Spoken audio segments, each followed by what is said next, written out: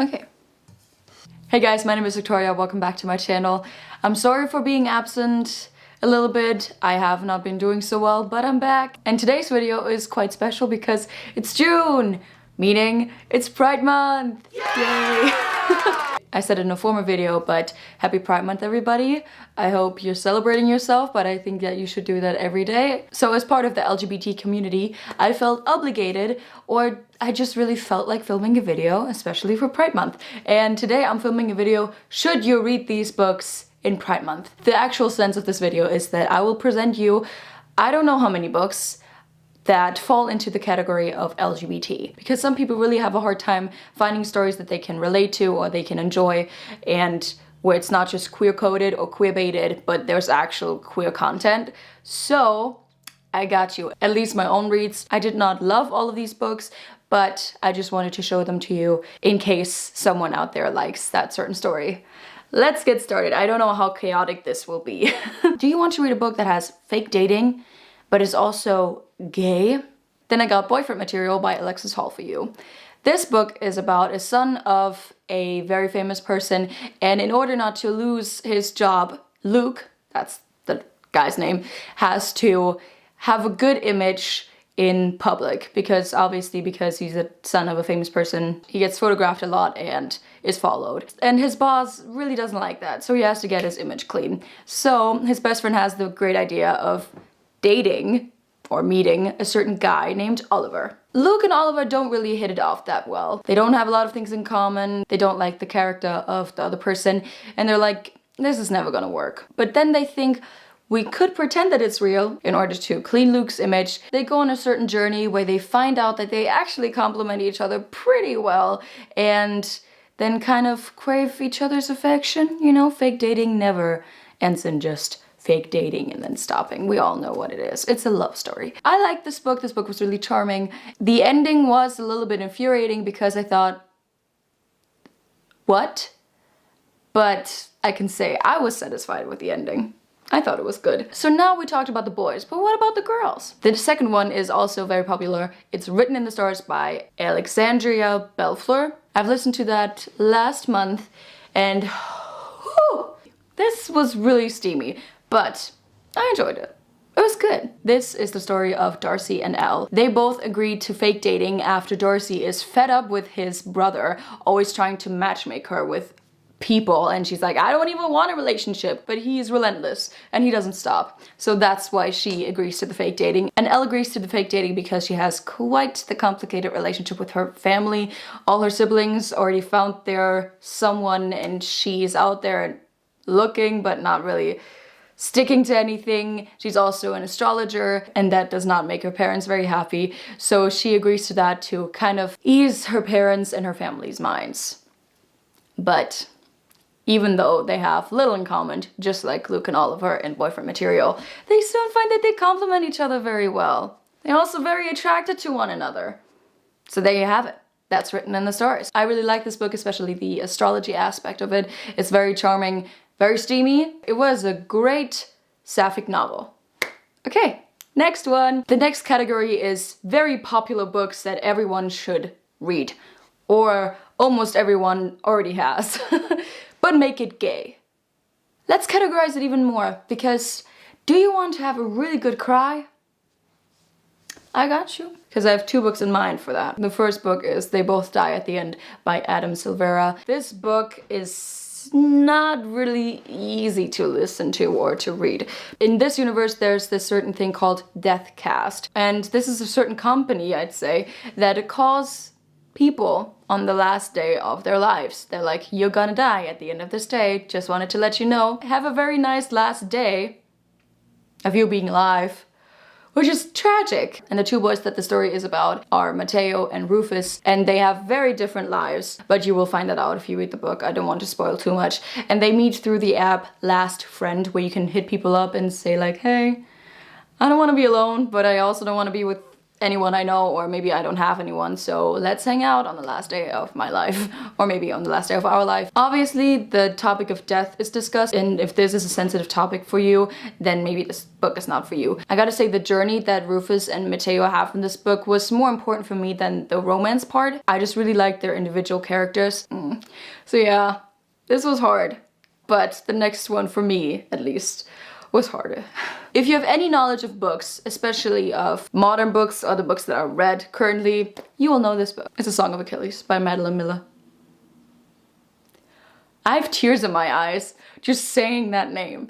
Okay, oh god. This is a retelling of the myth of Achilles and Patroclus, Greek mythology. If you're a fan of that, amazing. If you're not a fan of that, it's fine, because I know a lot of people that have read this book and had no knowledge of Greek mythology, and they were a little bit apprehensive and a little bit intimidated because it's like a huge thing. But you actually don't need to know everything, because the author explains it really, really well. So this is from Patroclus's perspective, and he tells the story of how he met Achilles for the first time, where they met, and then how they grew up, and also how they go to war in Troy. The story is told in beautiful words. This was, until now, my highlight of the year. But if you haven't read this book, and if you've seen it everywhere, please just read it. It's a beautiful story. And these two characters, I knew what was going to happen. I knew it because I'm familiar with the myths, and I cried my eyes out. You want to have a good cry, then you should read it. But also, if you want to read a beautiful book and a beautiful love story, then read this. Yeah. This was A Song of Achilles. Okay, another popular book that I've read last month that blew my mind away was The Seven Husbands of Evelyn Hugo by Taylor Jenkins Reid. Wow. Wow. Wow. I loved this book so much. This is about a journalist called Monique, and Monique has suddenly the opportunity to interview Evelyn Hugo, who is like a Hollywood icon and is enormously famous, and is also very famous for scandals and her marriages, because she was married 7 times, as the title already entails. This is supposed to be turned into a TV show. I will lose my mind.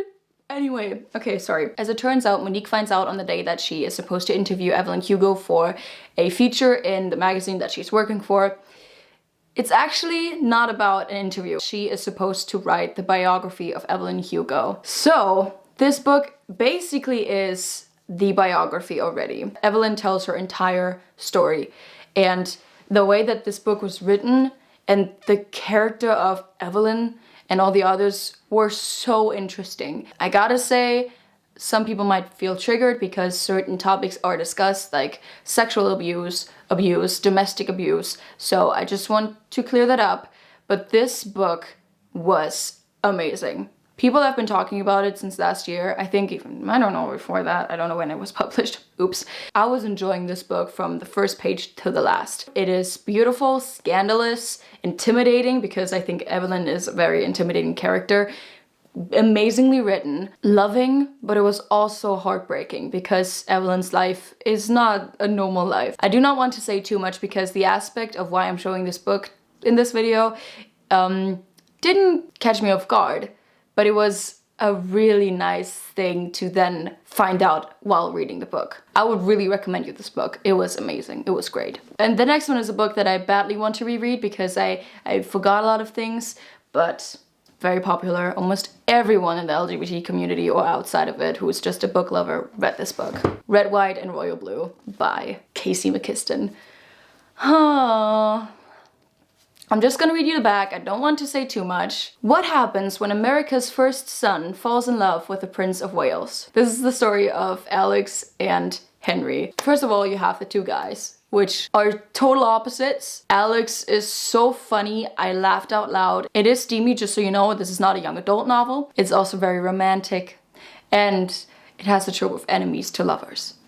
Come on. There's a really nice thing that Oliver and Alex started to do, but I don't want to spoil this now, because for me it was a great joy reading those particular parts in that book and understanding certain references. So yeah, I really enjoyed this book, and I would say that it does live up to the hype. Now, we've had a lot of romance. Yeah, that's great, but you know, there are some people out there who are not attracted to anyone or anything, like me. So I got 2 books for you guys in case you feel the same way, or if you definitely want to know more about other sexualities other than bi, gay, and lesbian. A book that I listened to this month, I think, was Rick by Alex Gino.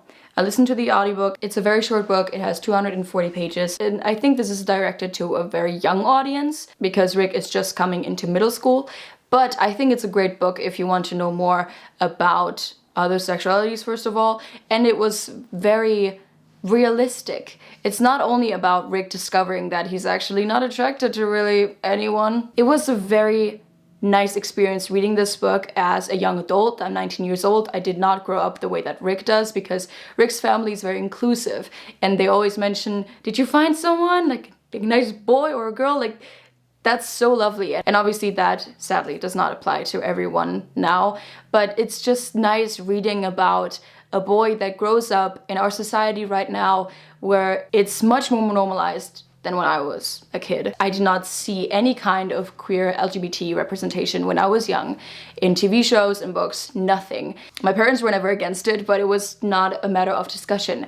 And Rick has such great opportunities and his school is so inclusive and very against any kind of hate speech or any kind of hate towards LGBTQ plus community members. So I would definitely recommend it. It's very short, it's very precise, and it's not complicated at all, but it has very important values. It's just nice reading about a different sort of growing up, because I grew up differently, and that's nice. Now I'm going to show you a book that is directed towards a more adult or an older audience, which is Loveless by Alice Oseman. I read this book in March and it was definitely one of my highlights. Georgia just graduated from high school, she's going to college and she wants to find love. The back of the book says, Georgia has never been in love, never kissed anyone, never even had a crush. But as a fanfic-obsessed romantic, she's sure she'll find her person one day. As she starts university, Georgia makes a plan to find love. The reason why I loved this book was not only that there was great representation of different sexualities, not just aromantic, asexual, but also how this book elevates this message of, hey guys, romantic love is beautiful, it can be, and anyone who wants to find a relationship should be able to do that. But do not forget the other relationships that you have. You see romantic relationships everywhere. There is not a single TV show where I can tell you there was not a romantic couple in this. And I'm like, and I got really frustrated because figuring out your sexuality, especially if you do not see it very often, you're like, I don't know how I'm supposed to feel. Am I really that way? Most people don't know about a lot of sexualities, but aromantic and asexual people have a hard time having any kind of representation. And it's coming. It's definitely coming now. And I'm so happy that people, not just aroace people, are hopefully able to find people they can see and identify themselves with and see, wait, I'm normal and this is totally fine that I feel this way. And that's what this book also did for me, even though I was fine with my sexuality. This book obviously has drama in it, not just in case of Georgia figuring out her sexuality, but what she does while she's trying to figure out who she is and maybe even hurting some of the people that she loves. And that was a great aspect. So something different. I want to show you 2 classics because I really like reading classics, and I know that there are a lot of people out there who just don't like reading contemporary novels or rom-coms. So I got 2. The first book is The Picture of Dorian Gray by Oscar Wilde. Also another one of my highlights, maybe even my favorite book so far. I'm showing you guys this book because it has queer content. I get why some people may call this book queer-baited or queer-coded, but I believe that it is actually confirmed that there is a character in here that has a deep adoration and love for Dorian Gray. Dorian Gray is a very beautiful, handsome man, and he's got everything going for himself because he's beautiful. That's actually what it's all about. And Basil Hallward is this guy that really adores Dorian the first moment that he sees him. He's an artist and he wants to paint him, and then the story evolves into something very dark and sinister at the end, and it's a classic I think everyone should read. If you love beautiful poetic language, and if you love really different characters, because I could make a whole video on this whole entire book, but I don't want to spoil too much, but the characters are so well written and so different from each other, but they're all important for the whole of the story. So if you want to read a very well written classic that has a queer touch in it, I'm gonna call it that. If you read this book, leave me your comments if you think the same way or if you disagree. I would love to know your opinion about this, but this is an amazing book and I can't wait to reread it. The second classic I have for you guys is one that I have not finished yet, actually. I'm only in the beginning, but it's Maurice by E.M. Forster. My best friend loves the movie and I wanted to read the book first, and I hopefully will finish it this week. But this is the story of Maurice Hall, and he's a young, I think very rich guy, and he just goes through life and experiences different things than other people do. Forster finished this book, I think, in 1914.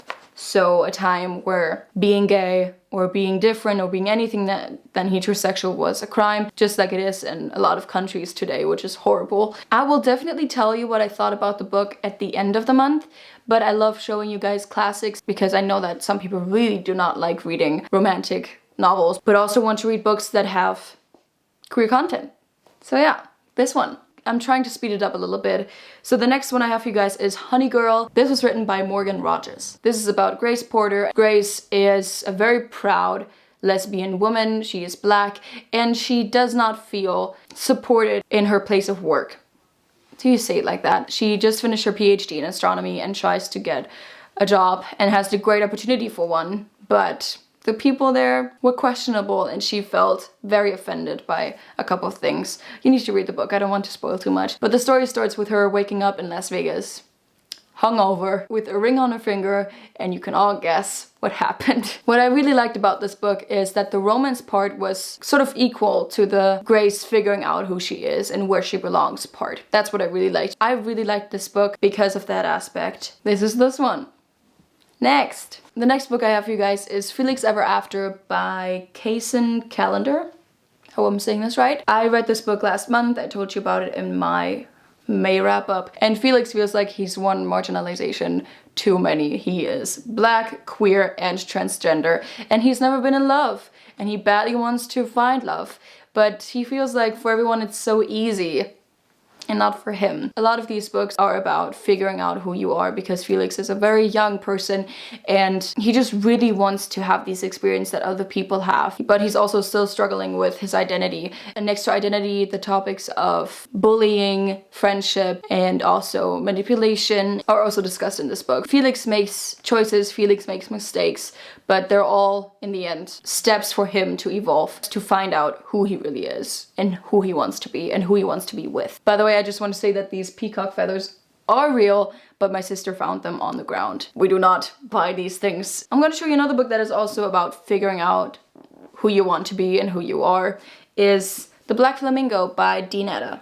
Dinetta? This is a novel written in verse about Michael's life and how he grows up from a young boy, then being a very confident person in college. So he's going through these stages that we all go through. I really liked Michael's arc in this book and how he changed from this young boy to then this young adult and the things that he experiences. I thought it was nice, even though the verse aspect was maybe not my cup of tea, but still a great book. We have 2 books left and I would put these under the category of very wholesome books with very important messages, but are very different from each other. So the first one I'm going to show you is also very popular, and I'm so excited because the second part, after almost 10 years, I think after 9 years, is coming out this October. And it's Aristotle and Dante Discover the Secrets of the Universe by Benjamin Elia Sands.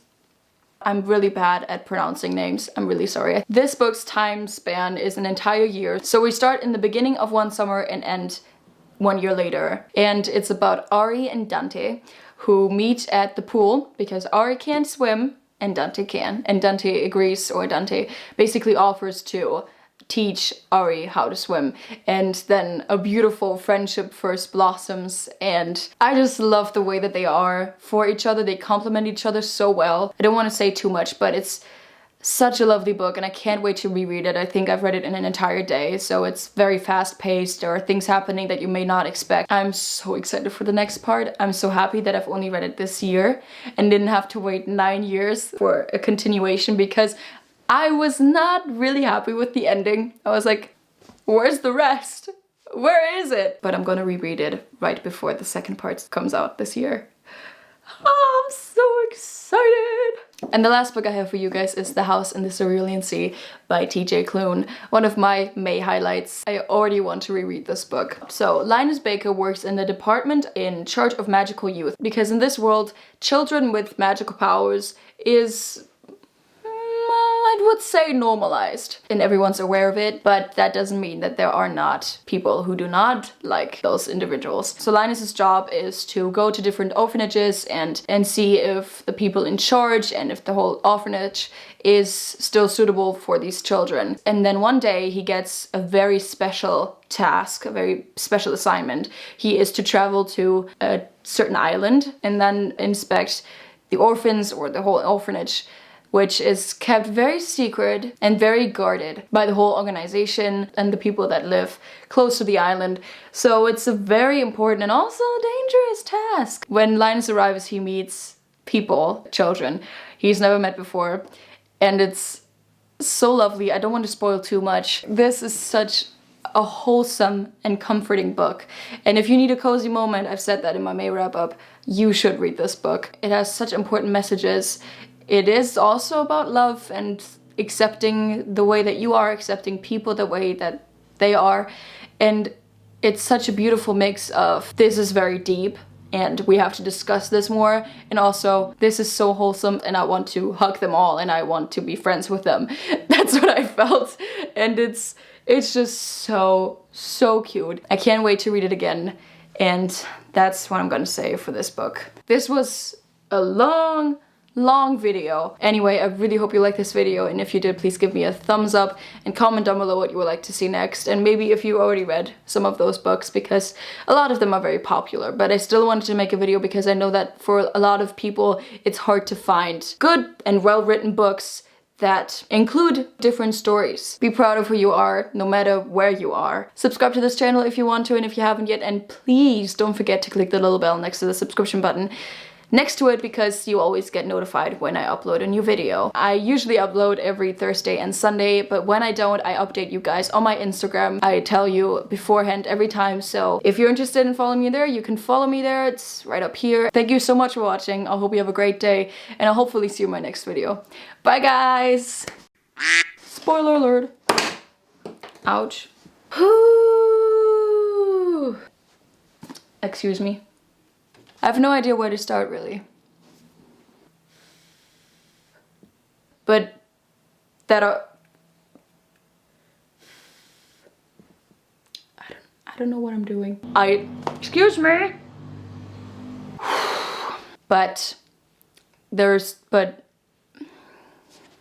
And I'm always tired. Bloop. But the story starts with her waking up. Ooh. Whew. I am tired. With not... Meine Fresse war das lang. I'm gonna eat watermelon now. Yeah, I'm gonna go now. See you guys. Great, okay. See ya.